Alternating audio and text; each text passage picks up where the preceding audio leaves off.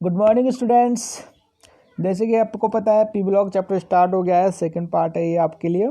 तो आपको लग रहा होगा कि 11th वाले पी ब्लॉक से तो इजी है, अब उसके कई रीज़न हो सकते हैं, वो आपको पता है। कल अपन ने हाइड्रोजन के प्रति क्रियाशीलता की बात करे थे, आज ऑक्सीजन के प्रति क्रियाशीलता की बात करेंगे। लेकिन उससे पहले कल किसी के पास एक छोटी सी डाउट आई, मेरे पास भी 2-3 स्क्रीनशॉट आए कि ये जो मैंने एक फॉर्मूला लिखाया था, बोले सर ये फ्लोरो एपेटाइट है, ये हेलोजनों की एक फैमिली होती है। बोले सर ये डॉट था या कोमा था? ये बिल्कुल डॉट ही था भाई साहब, कोमा नहीं था। इसमें फ्लोरो एपेटाइट, क्लोरो एपेटाइट, हाइड्रोक्स कुछ भी होते हैं, लेकिन ये डॉट है, कोमा नहीं है। यानी कि ये एक ही चीज़ है, कैल्शियम CA9PO4 का होल 6 डॉट CaF2 है। राइट, अब इसको आप अंडरस्टैंड मेरे हिसाब से समझ गए होंगे। तो चलो अपन नेक्स्ट टॉपिक पे बात करते हैं। ऑक्सीजनों के प्रति क्रियाशीलता की बात करेंगे। किसकी बात करेंगे? ऑक्सीजनों के प्रति क्रियाशीलता की बात करेंगे। जैसे कि आप जानते हो समूह 15 को क्लास 10th से जानते आ रहे हो कि 15 समूह में कितनी प्रकार की ऑक्सीकरण अवस्था होती है। एक तो बाह्यतम कोश में 5 इलेक्ट्रॉन होते हैं, ये बात आप समझ गए। या तो ऑक्सीकरण अवस्था 5 हो जाती है या 3 हो जाती है, इस बात को भी समझते हो। लेकिन ये ऑक्साइड है, क्या है? ऑक्साइड है, ये कुछ भी कर सकता है। इट मीन्स इसके ऑक्साइडों के केस में अगर नॉर्मली देखो, ये जो आपको ये उसको साथ साथ उतारोगे अपना, ये जो दे रखा है ना, ये कि समूह 15 के तत्व ऑक्सीजन के साथ E2O3 प्रकार के ऑक्साइड बनाते हैं। क्या करते हैं? E2O3 प्रकार के ऑक्साइड। ये E2O3 प्रकार का मतलब ये हुआ, E मतलब आपको पता है 15 के एलिमेंट ही हैं, जैसे कि नाइट्रोजन, फॉस्फोरस, आर्सेनिक, ये सब E हैं। O मतलब ऑक्सीजन है। तो ये E2O3 प्रकार के, क्यों? क्योंकि 3 का मतलब है ये क्या है? 3 का मतलब +3 और 2 का मतलब है -2, क्योंकि ऑक्सीकरण अवस्था का चक्कर पड़ रहा है ना। तो O3 प्रकार के बनाते हैं, जैसे कि आपको दिख रहे होंगे। अब इनके ऑक्साइडों की अगर मैं बात कर लूँ तो देखो यहाँ पे क्या बोला जाता है कि यहाँ पे क्या होता है कि नाइट्रोजन +1 से लेके +5, नाइट्रोजन +1 से लेके +5 OH का मतलब है ऑक्सीकरण अवस्था के ऑक्साइड बनाने में सक्षम है। अब इनके रीजन है आकार छोटा होना, विद्युत ऋणता उच्च होना। अभी इनके एक अलग से टॉपिक ही है नाइट्रोजन का, ऐसा मान्य व्यवहार के नाम से। इसका कारण यह है कि नाइट्रोजन की ऑक्सीजन के साथ पी पाई बंध बनने की प्रबल प्रवृत्ति पाई जाती है।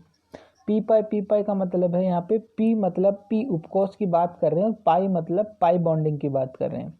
ठीक है, किसकी बात कर रहे हैं भाई? सहसंयोजक तो बनता ही बनता है, सिंगल तो सबके साथ ही बन लेता है, लेकिन पाई और पाई यानी कि पी पाई और पी पाई मतलब ऑक्सीजन का और नाइट्रोजन के दोनों के पी ऑर्बिटल्स के पाई बॉन्ड बनेंगे यहाँ पे, वो एक मेन फैक्टर है। और पाई बॉन्ड सिर्फ और सिर्फ जहाँ पे परमाणु आकार छोटे होते हैं वहीं पाई बॉन्ड इफेक्टिव बनते हैं। जहाँ परमाणु आकार छोटे होते हैं वहीं पाई बॉन्ड इफेक्टिव बनते हैं। अब चाहे वो ऑक्सीजन के बीच की बात कर रहे हो, चाहे आप वो नाइट्रोजन के बीच में भी पाई बॉन्ड बनते हैं, चाहे नाइट्रोजन ऑक्सीजन के बीच की बात कर रहे हो, क्योंकि आकार बड़ा हो जाता है तो पाई बॉन्ड नहीं बनता, इफेक्टिव नहीं होता, उनका ओवरलैपिंग इफेक्ट नहीं होता, क्योंकि डिस्टेंस बढ़ जाती है। आपको पता है पाई बॉन्ड कैसे बनते हैं? ऐसे बनाना बॉन्ड की शेप में, तो उनका ओवरलैपिंग क्या हो जाता है? वीक हो जाता है। इसलिए आकार बढ़ने पर पाई बॉन्ड की बनने की प्रवृत्ति कम हो जाती है। आकार जितना छोटा होगा पाई बॉन्ड उतना ही अच्छा बनता है, ये बात आप जानते हो बचपन से। ठीक है, बात कर लेते हैं इनके ऑक्साइडों की। तो नाइट्रोजन का ऑक्साइड और फॉस्फोरस के ऑक्साइड अम्लीय प्रकृति के होते हैं। कौन से नेचर के होंगे? अम्लीय नेचर के होते हैं। जबकि आर्सेनिक और एंटीमनी के ऑक्साइड उभयधर्मी प्रवृत्ति के होते हैं, एम्फीप्रोटिक नेचर, यानी कि ये दोनों प्रकार के नेचर दे सकते हैं, डिपेंड करते हैं किसके साथ है। ऐसे ही आपका बिस्मिथ के ऑक्साइड है, वो आपके देते हैं सारी प्रवृत्ति के। अब ये देखो ये क्या चक्कर था, ऊपर से नीचे गए, आकार बढ़ता है और आकार बढ़ता है, सारी प्रॉपर्टी बढ़ती है। ये बात आप गांठ बांध लो, ठीक है। सारी प्रवृत्ति का नेचर यही है। अगली बात समझ में, ऊपर से नीचे आकार बढ़ता है और सारी प्रकृति बढ़ेगी, ठीक है, लेकिन अम्लीय प्रकृति घटती है। अब आगे बात करते हैं अपन। देखो एक स्पेशल नोट लगा रखा है। क्या नोट लगा रखा है? नोट लगा रखा है कि भाई साहब सामान्यतः समूह 15 में ऊपर से नीचे जाने पर धात्विक गुण बढ़ जाते हैं, धात्विक गुण बढ़ जाते हैं, जिसके कारण बनने वाले ऑक्साइडों के अम्लीय गुण घट जाते हैं। क्या कौन से गुण घटेंगे? अम्लीय गुण। अम्लीय गुण क्यों घट रहे हैं? क्योंकि अम्ल कहाँ बनते हैं? अम्ल ज्यादातर अधातुओं में बनते हैं। कहाँ बनते हैं? अधातु जितने भी हैं सब अम्ल देते हैं। ये कार्बनिक अम्ल, कार्बन अधातु है, कार्बनिक अम्ल बनाता है। नाइट्रोजन है, नाइट्रोजन के एसिड बनते हैं। नाइट्रस, नाइट्रिक, फास्फोरस के फास्फोरिक, फास्फोरस, पायरोफॉस्फोरस, ऑर्थोफॉस, सब बताएंगे, ये बहुत बड़ी फैमिली है। उसके अलावा ऑक्सीजन है, सल्फर है, क्लोरीन, फ्लोरीन है। ये जो अधातु हैं वो सब एसिडिक करैक्टर के होते हैं। लेकिन अप टू डाउन मूव करेंगे 15 ग्रुप में तो कौन से करैक्टर बढ़ते हैं आपको पता है? अप टू डाउन मूव करने पर मेटलिक करैक्टर बढ़ता है, और मेटल का तो आपको पता है बेसिक करैक्टर ही होता है, सारी गुण बढ़ता है। यानी कि अम्लीय गुण कम क्यों हुआ? क्योंकि ऊपर से नीचे जाने पर धात्विक गुण बढ़ा है, इसलिए अम्लीय गुण कम हो गया। ठीक है, ओके। अब ऊपर चलते हैं, हेलोजन के साथ क्रियाशीलता। हेलोजन, वाई वाई हेलोजन, हेलो कैसे हो जन। हेलोजन की बात कर लेते हैं। तो हेलोजन आपको पता है, हेलोजन पहली बात इनको क्यों कहते हैं? क्योंकि ये लवणों का निर्माण करते हैं इनको, इसलिए हेलोजन कहते हैं। अब समूह 15 के तत्वों के साथ हेलोजनों का अगर व्यवहार देखा जाए तो ये दो प्रकार के हेलोजनों का व्यवहार दे सकते हैं। कैसे कैसे दे सकते हैं? ई का मतलब तो आप समझ रही हो, 15 वर्ग के एलिमेंट है जिसमें नाइट्रोजन, फॉस्फोरस, आर्सेनिक, एंटीमनी ये सब आ गए। ठीक है, अब ये सब आने के बाद ई और एक्स, एक्स मतलब हेलोजन होता है, तो EX3 और एक देंगे EX5, EX3 और EX5 प्रकार के देते हैं। ठीक है, हाँ, लेकिन नाइट्रोजन केवल EX3 ही देगा, पहली कंडीशन। और EX5 ऊपर से नीचे जाने पर EX5 की बनने की प्रवृत्ति कम होती है, ये बात भी कल बताई आपको। ऊपर से नीचे नाइट्रोजन केवल EX3 देगा, यानी कि NF3, NCl3 इतना ही दे सकता है ये, बट ऐसे नहीं कि NCl5, NF5 ये नहीं देता। क्यों नहीं देता ये कल भी समझाया था, आज भी समझेंगे। ठीक है, केवल नाइट्रोजन नहीं देता क्योंकि आपको पता है नाइट्रोजन के पास मैक्सिमम 4 ही कक्षक हैं, तो 4 से ज़्यादा बॉन्ड तो बना ही नहीं सकता है, तो 5 कहाँ से बनाएगा। ठीक है, अब बात कर लेते हैं EX5। EX5 आपके फास्फोरस देंगे, आर्सेनिक देंगे, लेकिन ऊपर से नीचे जाने पर जैसे जैसे धात्विक करैक्टर बढ़ता है, यानी कि उनमें अक्रिय युग्म प्रभाव की प्रवृत्ति बढ़ेगी, वैसे वैसे EX5 बनने की प्रवृत्ति घट जाती है। हाँ, एक एग्जेप्शन था जो कल आपको बता दिया था, वो एग्जेप्शन फ्लोरीन कुछ भी कर सकता है, फ्लोरीन की सब चलती है यहाँ पे, फ्लोरीन के केस में सब जायज़ है। फ्लोरीन बिस्मिथ का Bi5 बनता है, एक मैंने कल भी नोट कराया था, एक अभिलाक्षणिक करैक्टर है, Bi5 के केस में बनता है, ओनली एक करैक्टर में। बेटा चल थोड़ी देर बाहर चल ना, ओनली एक करैक्टर बनता है इसके केस में, और इसकी कोई प्रॉपर्टी यहाँ पे शो नहीं होती है। ठीक है, हाँ। उसके बाद यहाँ पे अगर हेलोजनों की बात करते हैं, आपको बताया कि नाइट्रोजन में NCl, ये 11th का एक टॉपिक है, 11th का क्वेश्चन आपको पता है। नाइट्रोजन में NCl3 तो बनता है, परंतु NCl5 नहीं बनता, क्योंकि नाइट्रोजन में रिक्त डी कक्षक की अनुपस्थित होती है। PCl5 के बनने की प्रवृत्ति, बाहर चल। हाँ, तो मैं क्या बता रहा था, हाँ, नाइट्रोजन NCl5 नहीं बनाता, आपको पता है क्यों नहीं बनाता, लेकिन BiCl5 के बनने की प्रवृत्ति कम पाई जाती है। क्योंकि अक्रिय युग्म प्रवाह होता है, वो आपको पता है। इसके लिए जैसे मैंने अभी आपको थोड़ी देर पहले बताया कि यहाँ पे नाइट्रोजन तो केवल EX3 देगा, लेकिन EX5 की ऊपर से नीचे जाने पर प्रवृत्ति घट जाती है। केवल और केवल एक जो आपका है बिस्मिथ, वो फ्लोराइड देता है, BiF5 दे सकता है, बाकी इन सब की बनने की प्रवृत्ति कम है। ये हाँ, जो आपकी जो मेटलिक करैक्टर में आ गया ना बिस्मिथ, ये +3 ऑक्सीजन अवस्था देना पसंद करते हैं। ठीक है, इसके केस में आपको पता है। फिर बात कर लेते हैं धातुओं की क्रियाशीलता की। धातुओं की क्रियाशीलता के साथ की बात कर लेते हैं, जैसे कि मेटल होते हैं, मेटल आपके कैल्शियम है, जिंक है, जो भी है, मैग्नीशियम, एंटीमनी, है ना, खूब सारे मेटल है। इनका क्या मतलब होता है? अब आप सोच रहे हो सर यहाँ पे बिस्मिथ वगैरह की बात नहीं करेंगे, क्यों? क्योंकि वो तो देखो यहाँ पे किस प्रकार के मेटल्स की बात कर रहे हैं अपन, ज़्यादातर सब कुछ बनाते हैं मेटलों के साथ, बॉन्ड मिक्स धातु जो बना रहे हैं। देखो समूह 15 के तत्व धातुओं से अभिक्रिया करके M3E2 प्रकार के यौगिक बनाते हैं। M3E2 प्रकार की, क्यों? क्योंकि धातु अपन ने वो ऐड की है यहाँ पे जो +2 ऑक्सीकरण अवस्था देते हैं, जैसे कि कैल्शियम भाई साहब। ठीक है, उसके बाद जैसे कि आपका जिंक भाई साहब, जैसे कि मैग्नीशियम भाई साहब, +2 वाले ही तभी तो ये देखो E2 देंगे। M3E2 का मतलब क्या हुआ, यहाँ M की ये जो है आपकी M+2 है और जो आपका E है वो -3 है, यानी कि नाइट्रोजन फास्फोरस वगैरह ये क्या है -3। जैसे कैल्शियम नाइट्राइड है, कैल्शियम फास्फाइड है, इधर देखो यहाँ पे कैल्शियम आर्सेनिक, जिंक है, जिंक बिस्मिथ है, जिंक एंटीमनी है, मैग्नीशियम फॉस्फाइड है ना, मैग्नीशियम नाइट्राइड है। इस प्रकार के यौगिक बनाते हैं। ये सिंपल है, इसमें कोई खास बात नहीं, कैसे क्या बनाते हैं इसके मैकेनिज्म रिएक्शन कोई कुछ नहीं पूछ रहा, बट थोड़ा सा बैलेंस का ही ध्यान रखना है कि इनकी +2 होती है इसलिए ये 3 लग रहे हैं, और नाइट्रोजन वगैरह फॉस्फोरस की +-3 ऑक्सीकरण अवस्था होती है, इसलिए अपन इनको 2 में काम चल रहा है। ये बात आप जानते हो 11th क्लास से। अब यहाँ पे जो क्वेश्चन उठ रहा था बार बार, यहाँ से क्वेश्चन बनेगा। ये 2 क्वेश्चन है, यहाँ पे ध्यान देना। कौन कौन सी 2 क्वेश्चन है। पहला क्वेश्चन तो है नाइट्रोजन का असामान्य गुण या व्यवहार, abnormal behave of nitrogen. Nitrogen का असामान्य व्यवहार यानी कि 15वें वर्ग में 15 ग्रुप में नाइट्रोजन का एबनॉर्मल बिहेव क्यों है, ये सबकी तरह व्यवहार क्यों नहीं कर रहा, क्यों इसको अपन स्पेशल ट्रीट कर रहे हैं, क्यों अपन इसको स्पेशली पढ़ रहे हैं, क्यों ये सबसे अलग व्यवहार कर रहा है, ये जो करता है वो और नहीं करते, है ना, जो ये करता है वो इनमें नहीं है, ये ऐसा करता है वो नहीं करते, ऐसा क्यों, इसका एबनॉर्मल व्यवहार क्यों, असामान्य व्यवहार क्यों, इसका क्या कारण है ये देखो। नाइट्रोजन का अपने समूह में असामान्य व्यवहार को निम्न कारणों से समझा जा सकता है। पहली बात, ये 4 कंडीशन इसके इंपॉर्टेंट फैक्टर है। पहली बात है समूह में आकार सबसे छोटा होता है, नाइट्रोजन का पूरे ग्रुप में सबसे छोटा आकार है, ठीक है। आयनन एंथैल्पी का मान सबसे उच्च होगा, हम जानते हैं कि आकार छोटा है वहां से इलेक्ट्रॉन निकालना सबसे मुश्किल होता है, तो आयनन एंथैल्पी इसकी उच्च है। विद्युत ऋणता का मान भी इसका कितना है, उच्च है, हाइड्रोजन बॉन्ड बनाने लायक है, आपको पता है हाइड्रोजन बॉन्ड ये 3 ही तो बनाते हैं, नाइट्रोजन, ऑक्सीजन और फ्लोरीन। नाइट्रोजन में डी कक्षक एब्सेंट होते हैं, कई क्वेश्चनों का तो यही आंसर है, कई क्वेश्चनों का तो आंसर ही यही है कि नाइट्रोजन में डी कक्षक एब्सेंट होते हैं। कारण कोई पूछता है इधर भी दे सकते हैं, नाइट्रोजन का आकार छोटा होता है, विद्युत ऋणता उच्च होती है, डी कक्षक एब्सेंट होते हैं, ये बहुत सारे क्वेश्चनों के आंसर हैं। और क्वेश्चन कैसे आएंगे, आंसर कैसे समझ में आने, वो आपको यहाँ पे समझना है, ठीक है। तो ये चारों के चारों फैक्टर ये तो मेरे हिसाब से याद ही हैं आपको, इसमें कोई बड़ी बात नहीं है, बस लिख लो आप और टाइम से और इनको याद करते रहो, ठीक है।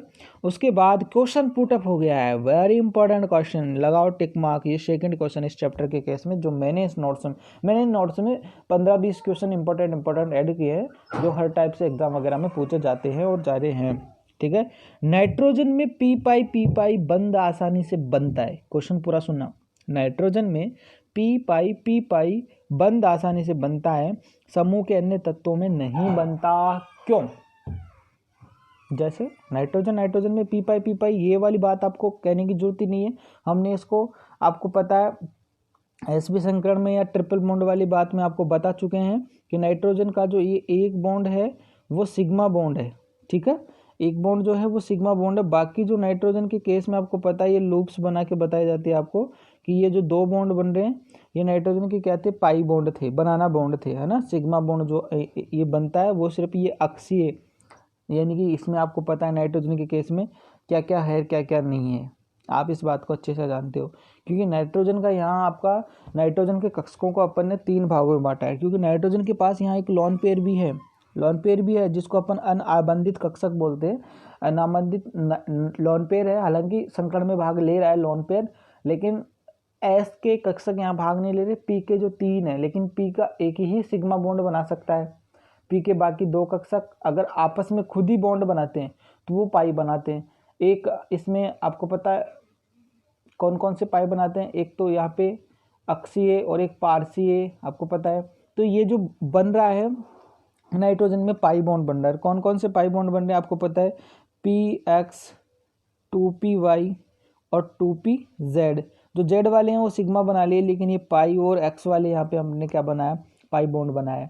लेकिन बात ये आ रही है कि यहाँ पाई बॉन्ड सिर्फ नाइट्रोजन ही क्यों बनाता है, देखो नाइट्रोजन का आकार छोटा होता है, इसलिए ये बॉन्ड बनना इफेक्टिव है। यहाँ पे जो अतिव्यापन हो रहा है इनके बीच, इन लूप्स के बीच में, वो एक प्रभावी अतिव्यापन है। और यहाँ इलेक्ट्रॉनों का साथ, जैसे यहाँ पे पाई बॉन्ड बन जाता है, बनाना बॉन्ड बन जाएगा। बट जैसे अपन फास्फोरस आर्सेनिक नीचे आते हैं तो आपने कभी पी पी के बीच में ट्रिपल बॉन्ड देखा? ऐसा अन्यथा आपने कभी देखा था कि आज से पहले? नहीं देखा ना। दिस इज रॉन्ग मेथड है। क्यों? क्योंकि फास्फोरस का आकार बढ़ गया ना, ऊपर से नीचे आए तो आकार बढ़ने के साथ साथ पाई बॉन्ड का ओवरलैपिंग थोड़ा सा मुश्किल हो गया। थोड़ा सा क्या मुश्किल हो गया? बन ही नहीं पाता है, प्रभावी अतिव्यापन नहीं होता, यानी कि इनके बीच में फॉस्फोरस के बीच में ट्रिपल बॉन्ड नहीं बनता। भले ही फॉस्फोरस सिंगल डबल के हिसाब से 5 बॉन्ड बना ले, वो अलग बात है, लेकिन खाली फॉस्फोरस के बीच में, जैसे कि नाइट्रोजन के बीच में ट्रिपल बॉन्ड बनते, वैसे फॉस्फोरस के बीच में ट्रिपल बॉन्ड नहीं बनेगा। इस बात को आप जरूर नोट करें, ठीक है। तो आगे बात समझ में, मेरा आंसर क्या था कि नाइट्रोजन का आकार छोटा होने के कारण एवं विद्युत ऋणता का मान अधिक होने के कारण आकार बड़ा होने के कारण पी कक्षकों का अतिव्यापन आसानी से होता है, जबकि अन्य तत्वों का आकार बड़ा होने के कारण कक्षक अधिक विस्तृत हो जाते हैं, यानी कि फैल जाते हैं, जिसके कारण प्रभावी अतिव्यापन नहीं हो पाता। अतः नाइट्रोजन में ही पी पाई बॉन्ड बनते हैं, अन्य में नहीं बनते। आ गया क्वेश्चन समझ में? इंपॉर्टेंट क्वेश्चन है, याद ही कर लेना इसको तो, ठीक है। नाइट्रोजन अब धीरे धीरे पहुंच गए हैं। ये तो इनकी फिजिकल और केमिकल प्रॉपर्टी थी कि फिजिकल केमिकल प्रॉपर्टी मतलब ये दिखते कैसे हैं, मिलते कहाँ हैं, ऊपर से नीचे क्या होता है, ये वो ऑक्सीजन के साथ, हाइड्रोजन के साथ, धातुओं के साथ, फलाने डिमका कक्षीय, वो सब। बट अब इनके कंपाउंडों की बात करना प्रारंभ करेंगे। क्या? ये तो सिर्फ एक ग्रुप के अंदर बात की है हमने, एक नॉर्मल फिजिकल और केमिकल प्रॉपर्टी की बात की है। अब ग्रुप 15 के एलिमेंट जो हैं वो कौन कौन से यौगिक बनाते हैं, उन यौगिकों का निर्माण कैसे करते हैं, उनका भौतिक रासायनिक उपयोग, ये सब क्या है। तो यहाँ पे अपन डाइनाइट्रोजन N2 गैस कैसे बनाएंगे, अमोनिया गैस कैसे बनाएंगे, नाइट्रस एसिड कैसे बनाएंगे, नाइट्रिक एसिड कैसे बनाएंगे, है ना, इनके जो ऑक्सी एसिड है नाइट्रिक वगैरह के, इन ये कैसे बनाना है अपने को, ये सब इसके अंदर बात करेंगे। ऐसे फॉस्फोरस की बात करेंगे, है ना, आर्सेनिक वगैरह उनकी बात नहीं करते। तो नाइट्रोजन और फॉस्फोरस, अब देखो, अब आप बात समझ में आ रही है? 11th में आपने आवर्त सारणी पढ़ी, सबका नाम पढ़ा, सिंबल, प्रतीक, एटॉमिक नंबर निकाला, परमाणु क्रमांक निकाला। अब एक एक एलिमेंट की कितनी कितनी स्टडी करनी पड़ रही है। इसलिए तो बोलता हूँ आवर्त सारणी छोटा टॉपिक नहीं है। जिसने आवर्त सारणी 11th में नहीं समझी उसके लिए थोड़ा थोड़ा दिक्कत है। 11th में बहुत कुछ कराया है आपको, बहुत कुछ डीपली कराया है। तो पीरियोडिक टेबल को कभी ना भूले। पीरियोडिक टेबल अपने आप में आदि केमिस्ट्री को लेके बैठती है। जिसको पीरियोडिक टेबल का अच्छा नॉलेज है उसको आदि केमिस्ट्री आ गई, ठीक है। ऑर्गेनिक की बात अलग है, ऑर्गेनिक में भी आपको बहुत अच्छा कराया है, लेकिन एक पार्ट बच रहा है। कोशिश करेंगे इसको स्कूल खुलने के बाद करा दें तो और भी बेटर रहेगा। बाकी आपको हर चीज़ उपलब्ध कराएंगे, ठीक है। अब बात करेंगे अपन किसकी बात करेंगे? डाइनाइट्रोजन बनाने की बात करेंगे, N2 गैस बनाने की बात करेंगे। इससे पहले अपन H2 गैस बना चुके हैं, D2 बना चुके हैं, हाइड्रोजन पेरोक्साइड वगैरह खूब चीज़ें अपन ने बनाई है। उसी प्रकार इसको भी बनाना है। देखो पहली बात इसकी कर लेते हैं। ये द्विपरमाणु अणु है, N2 के रूप में उपस्थित होता है, सबको पता है, जिसमें 2 परमाणु परस्पर ट्रिपल बॉन्ड से जुड़ते हैं। ये बात भी आपको पता है, बस आपको लिखते जाना है। N2 गैस है, जबकि अन्य ठोस, ये बात भी आपको पता चुकी है पहले ही। जो बच्चा पार्ट डायरेक्ट 2 देख रहा है वो पहले 1 देखें। नाइट्रोजन में 2D कक्षकों का अभाव होता है, अर्थात नाइट्रोजन में रिक्त D कक्षकों के अभाव में अपनी संयोजकता में 3 से अधिक की वृद्धि नहीं कर पाता है। ये बात भी आपको पता है। अब अपन सीधा ही विरचन और निर्माण सिंथेसिस की बात करते हैं। तो सबसे पहले बात कर लेते हैं प्रयोगशाला विधि। प्रयोगशाला में हम उठाकर नौसादर, यानी कि आपका उठाकर अमोनियम क्लोराइड और सोडियम नाइट्राइड को, दोनों को रिएक्शन कराई जाए तो अपन N2 गैस निकल जाती है और NaCl जम जाएगा और जल उसके ऊपर आ जाएगा। इट मीन्स अपन क्या कर सकते हैं, nitride, sodium nitride and ammonium chloride को, सोडियम नाइट्राइड और अमोनियम क्लोराइड को क्या कर सकते हैं, अगर दोनों को गर्म करेंगे तो नाइट्रोजन गैस निकल जाती है, NaCl और 2H2 बन जाता है। रिएक्शन बैलेंस है, नहीं हो तो आप दोबारा पूछ सकते हो। इस प्रकार से N2 लैब में बनती है, ठीक है। अब बात कर लेते हैं, लेकिन इस विधि में देखो एक क्वेश्चन बनता है कि इस विधि में नाइट्रस ऑक्साइड यानी कि NO और HNO3 की अशुद्धि भी थोड़ी बहुत प्राप्त हो जाती है, जिससे दूर करने के लिए K2Cr2O7 या H2SO4 के जलीय विलयन का मिश्रण से प्रभावित किया जाता है। तो क्वेश्चन ऐसे बन जाता है कि अमोनियम क्लोराइड और सोडियम नाइट्राइड से प्राप्त N2 गैस में किसकी अशुद्धि होती है, पहली बात। फिर दूसरी बात, उस अशुद्धि को किससे दूर किया जाता है। ऐसे क्वेश्चन बन जाते हैं, क्योंकि ऐसे क्वेश्चन मेरे जैसे बनाते हैं, है ना, और कोई नहीं बनाएगा, तो थोड़ा संभल के पढ़िएगा, साथ में लिखते रहना। अमोनियम डाइक्रोमेट के तापीय अपघटन से, तो पहली बात तो आपको दिमाग में आनी चाहिए कि अमोनियम क्रोमेट क्या होता है। आपने शायद पोटेशियम क्रोमेट का नाम सुना है, पोटेशियम डाइक्रोमेट K2Cr2O7, इसको बोलते हैं पोटेशियम डाइक्रोमेट। ऑरेंज कलर का सा होता है, लैब में देखा होगा कभी, ठीक है। तो अब क्या करना है, यहाँ पे अमोनियम डाइक्रोमेट की बात कर रहे हैं। अब आपको पता है पोटेशियम का भी +1 चार्ज होता है और अमोनियम भाई साहब का भी +1 चार्ज होता है। पोटेशियम भी 2 काम आ रहे हैं, तो अमोनियम भी कितने काम आएंगे, 2। तो फॉर्मूला क्या हो गया, सीधी सी बात है, अमोनियम का होल ट्वाइस NH4 का होल ट्वाइस Cr2O7, इसको बोलते हैं अमोनियम डाइक्रोमेट। तापीय अपघटन मतलब इसको क्या देंगे, इसको दिखाएंगे वास्ते, यानी इट मीन्स गर्म करेंगे, कहने का मतलब इसको क्या करेंगे, गर्म करेंगे। तो क्या होगा, गर्म करेंगे तो यहाँ पे देखो क्या होगा, ये जो यहाँ पे इन ऑक्साइडों को जब गर्म किया जाता है, तोड़ा जाता है ना, तो इनके जो ऑक्साइड होते हैं वो जलीय रूप में निकलते हैं, लेकिन जलीय रूप में उतने निकलते हैं जितने उनके पास हाइड्रोजन अवेलेबल होते हैं। जैसे यहाँ पे हाइड्रोजन कितने हैं, 4 दूना 8 हाइड्रोजन है, तो 8 हाइड्रोजन से कितने जल के अणु निकल सकते हैं, 4। उसके बाद यहाँ पे क्या निकला, यहाँ पे निकल गया आपका N2, इधर से क्या निकल गया, 2 अमोनियम है NH4 तो N2 निकल गया। अब बचा क्या, देखो बचा क्या, यहाँ पे आपके 7 ऑक्सीजन में से 4 तो जल के साथ निकल गए, बचे 3 और Cr2, तो क्या निकल गया, Cr2O3, क्रोमियम ट्राइऑक्साइड, N2 बन गया। तो ये डाइनाइट्रोजन बनाने की विधियाँ, जैसे अपन ने हाइड्रोजन बनाने की विधियाँ पढ़ी हैं, वैसे ये विधियाँ भी होती हैं। बेरियम एजाइड, अब आपको पता है एजाइड क्या चीज़ होती है, एजाइड होती है, आपको मैं बता दूं, N3-, क्या होती है, N3-, एजाइड। बेरियम एजाइड की बात कर रहे हैं, तो एजाइड का चार्ज कितना है, -1। बेरियम का चार्ज कितना है, ऑलवेज +2। क्यों, क्योंकि ग्रुप सेकंड में पाया जाता है। तो वही बात आ गई ना यहाँ पे, जैसे आप BaCl2 करते हो बेरियम क्लोराइड, उसी प्रकार बेरियम एजाइड होगा, क्योंकि बेरियम +2 और Cl -1, इसी प्रकार एजाइड -1 और बेरियम +2, तो BaN3 का होल ट्वाइस ही। गर्म करेंगे क्या होगा, गर्म करेंगे नाइट्रोजन टूटेगा, क्या होगा, नाइट्रोजन टूट जाएगा, ठीक है। अब सोच रहे हो सर बेरियम एजाइड की स्ट्रक्चर कैसे होगी, आपने जो बेरियम एजाइड लिखा है आई थिंक उसकी स्ट्रक्चर कैसी होगी, बना सकते हो, बना देंगे उसको बाद में, लेकिन गर्म करेंगे तो क्या हो जाएगा, यहाँ पे 6 नाइट्रोजन है तो 3 N2 निकल जाएगी और बेरियम का बेरियम रह जाएगा। बेरियम एजाइड के स्ट्रक्चर की आप अगर बात करते हो बनाने की, मेरे ख्यालों से तो बेरियम एजाइड कुछ इस प्रकार से बनता हुआ प्रतीत होता है। किस प्रकार से प्रतीत होता है, इस प्रकार से बनता हुआ प्रतीत होता है। अगली बात साथ में समझ में आ गई है, साइड में उतार से सकते हो, है ना, ऐसी चीज़ें बुक में नहीं मिलती। चलो फिर ये बेरियम एजाइड के साथ मिल गया। देखो बात की इसने, बेरियम एजाइड द्वारा नाइट्रोजन शुद्ध अवस्था में प्राप्त होती है, पहली बात शुद्ध अवस्था में प्राप्त होती है, बहुत अच्छी बात है ये तो।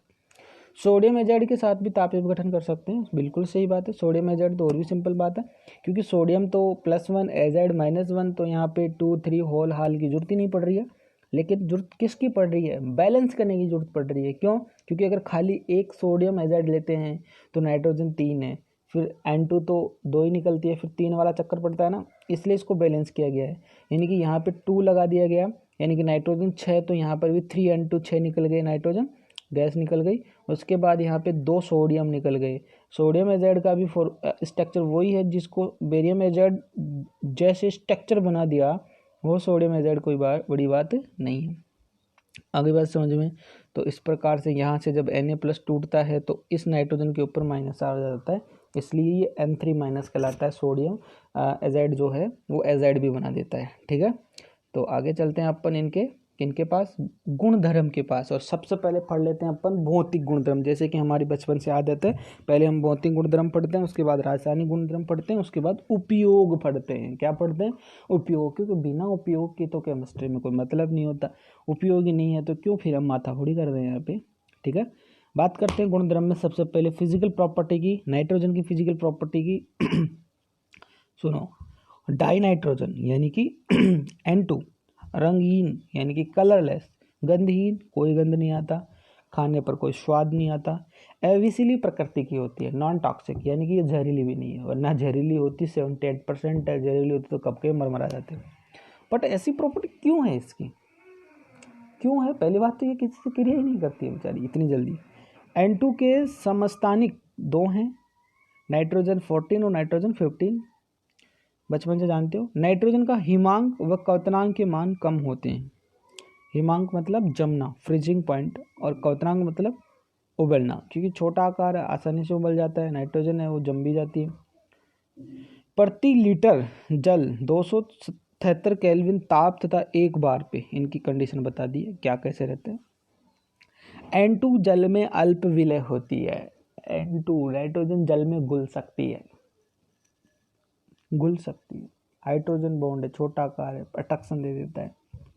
आगे बात कर लेते हैं अपन किसके केस में, रासायनिक गुणधर्मों के केस में। रासायनिक गुणधर्म के केस में खोल लेते हैं। रासायनिक गुणधर्म में सबसे पहले बात करेंगे अपन किसकी, क्रियाशीलता की बात करेंगे। किसकी बात करेंगे? क्रियाशीलता की बात करेंगे, है ना। क्रियाशीलता क्या चीज होती है रासायनिक गुणधर्म के? अरे मम्मी के पास भाग जा चुपचाप, हाँ मम्मी पे रहेगी भाग। सॉरी गाइस, कहाँ थे?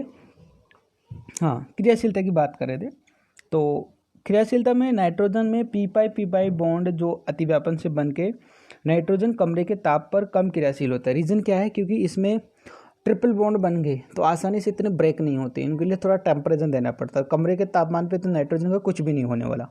ठीक है, N2 में ट्रिपल बंध उपस्थित होने के कारण उच्च बंध वियोजन ऊर्जा, यानी कि इनको बॉन्ड को तोड़ने के लिए एनर्जी ज़्यादा चाहिए, बॉन्ड डिसोसिएशन एनर्जी इनकी ज़्यादा है अन्य की तुलना में। ठीक है, तापमान बढ़ाने पर क्रियाशीलता बढ़ती है, इसमें कोई दो राय नहीं है, क्योंकि कमरे के ताप पर ट्रिपल बॉन्ड होने के कारण आसानी से ब्रेक नहीं होते। लेकिन तापमान जैसे जैसे इंक्रीज करेंगे इनकी क्रियाशीलता बढ़ जाती है, यानी कि बॉन्ड टूटने की प्रवृत्ति होगी, क्योंकि जब तक बॉन्ड नहीं टूटेंगे तब तक क्रियाशीलता बढ़ने का कोई कारण ही नहीं होता। फिर बात कर लेते हैं अपन किसकी, धातुओं से क्रिया कि नाइट्राइड, जैसे हाइड्रोजन भी तो धातुओं से क्रिया करती थी, ऐसे ही नाइट्रोजन भी धातुओं से क्रिया करेगी। धातुओं से क्रिया करके डाई नाइट्रोजन धातुओं से क्रिया करके धात्विक नाइट्राइड बनाती है। क्या बनाती है? धात्विक नाइट्राइड बनाती है, जैसे कि लिथियम से क्रिया करेगी। अच्छा, ये बात, ये दोनों की दोनों रिएक्शन कौन बताएगा मेरे को, कौन बच्चा बताएगा मेरे को कहाँ आई हुई है? ये दोनों की दोनों रिएक्शन एस ब्लॉक के चैप्टर में आई हुई है, याद कर लो, याद होगी। क्योंकि धातु एस ब्लॉक के तत्वों का हमने ऑक्सीजन, हाइड्रोजन, नाइट्रोजन, धातु, हेलोजन सबसे क्रिया कराई, तो ये लिथियम की नाइट्रोजन से क्रिया है, तो ये लिथियम नाइट्राइड बना रहा है। ऐसे मैग्नीशियम से मैग्नीशियम नाइट्राइड बनाता है। लेकिन देखो तो बात पते की यहाँ पे ये है कि ये तो थोड़ा सा क्या बना रहा है, सहसंयोजक बॉन्ड बना रहा है, और ये क्या बना रहा है, आयनिक बॉन्ड बना रहा है। रीजन पता है सहसंयोजक और आयनिक का, कि जिनकी विद्युत ऋणता आयन एंड एंथैल्पी जो वैल्यू, ये फर्स्ट जो डिफरेंस होता है, क्योंकि वो थोड़ा सा क्या है, उसकी थोड़ी सी ज़्यादा है। ठीक है, एक थोड़ा सा स्पेशल है लिथियम के केस में। आगे बात समझ में। फिर मैंने आपको याद दिलाया था बचपन में, ये हम 10th से बनाते आ रहे हैं। अमोनिया, नाइट्रोजन, H3S2 11th में खूब बनाई है, फर्स्ट चैप्टर में खूब बनाई है ना। और हाइड्रोजन वाले चैप्टर में भी अपन ने अमोनिया बनाई है। H2 की रासायनिक गुणधर्म में भी, N2 के रासायनिक गुणधर्म में बनाएंगे। अमोनिया जब बनेगी तभी भी बनाएंगे, क्योंकि ये देखो नेचर है ना। तो ये अमोनिया का निर्माण होता है। आगे अमोनिया जब बनाएंगे, इस चैप्टर में अमोनिया पढ़ेंगे, तब अमोनिया पढ़ेंगे तो फिर आपको पता है अमोनिया के अंदर फिर इसकी अमोनिया की विक्रिया पढ़ेंगे, तो अमोनिया में भी आएगी कि अमोनिया कैसे बना, अमोनिया भी इसी से बनता है। पर अमोनिया जब बनाएंगे तो वो फैक्ट्री में बनाएंगे, यानी कि फैक्ट्री का से थोड़ा चित्र से बनाएंगे। और अपन कौन से फैक्ट्री में जाने वाले हैं लॉकडाउन के अंदर। फिर बात कर लेते हैं नाइट्रिक ऑक्साइड, इसकी बात करते हैं, नाइट्रिक ऑक्साइड का निर्माण। अब नाइट्रिक ऑक्साइड का निर्माण की बात कर लेते हैं। नाइट्रिक ऑक्साइड डाइनाइट्रोजन ऑक्सीजन के साथ उच्च ताप पर अभिक्रिया करके नाइट्रिक ऑक्साइड बना देता है, जैसे कि N2 और O2 2000 केल्विन ताप पर 2NO बनाया। अन्य अभिक्रिया में बात करें तो अपन इसकी calcium carbide plus N2, calcium carbide plus N2 ये अभिक्रिया भी आएगी आगे। 1300 केल्विन पर गर्म कराएंगे तो यहाँ पे देखो ये क्या बन रहा है। उसके बाद अपन इसके उपयोग की बात कर लेते हैं। नाइट्रोजन का उपयोग नाइट्रोजन युक्त रासायनिक पदार्थों में होता है। नाइट्रोजन का उपयोग रासायनिक पदार्थ में बनता है, जैसे कि यूरिया वगैरह हुआ, जैसे कैल्शियम साइनामाइड हुआ। ये भी जो बनाया है वो कैल्शियम साइनामाइड कहलाता है, ये वाला कैल्शियम साइनामाइड नाम है इसका। उसके बाद इसका उपयोग अक्रिय वातावरण बनाने में भी किया जाता है। डाइनाइट्रोजन का उपयोग जैविक व खाद्य पदार्थों के परीक्षण में परिशतक के रूप में होता है तथा क्रायो सर्जरी के रूप में भी होता है। क्रायो सर्जरी उच्च तापों के मापन में भी, जैसे कि तापमापी में भी नाइट्रोजन का प्रयोग होता है। अब अपन कल अमोनिया पढ़ेंगे। आज के लिए इतना ही है, काफ़ी है। तो आप देखते देखते साथ साथ नोट्स प्रिपेयर करो। बाकी जो बची कुछ प्रॉब्लम्स है वो व्हाट्सएप पे क्रिएट करो। बाकी जब भी लॉकडाउन खुलेगा तो इस चैप्टर में टाइम नहीं लगेगा। वैसे चैप्टर बहुत लेंदी होता है ये, इसलिए ये मत पूछना कब ख़त्म होगा, और टेस्ट का शेड्यूल पता है इसके केस के अंदर आपको। ठीक है, थैंक यू सो मच।